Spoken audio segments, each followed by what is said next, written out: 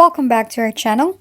For today's tutorial video, I'll be showing you how you can fix the procedure entry point not found in the dynamic link library in Windows 11, 10, 8, and 7.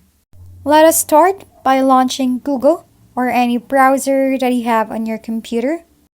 On the search bar, search for Visual C++ Redistribute for Visual Studio 2013. Now, open the website link of Microsoft, as you can see on the screen. Then here, select your language, then click Download beside it. It will show you 3 different files, and you must choose your system type. If you do not know your system type, tap on the search icon below, and then search for CMD.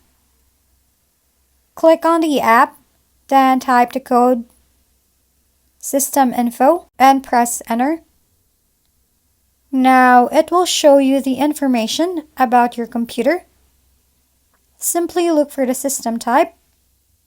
For example, I have here a x64 base PC system.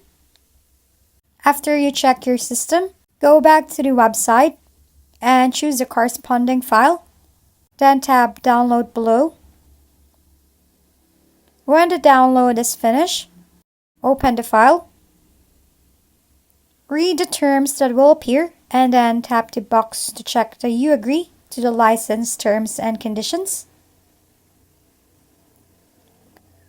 When you're done, tap the Install button and wait for it to finish. After that, search again for the CMD and run it as administrator. Type this code and then press Enter. Wait for it to finish verifying. And after that, restart your computer. If you found this video helpful, please like and subscribe. If you have any questions, drop them below, and we'll see you on the next video.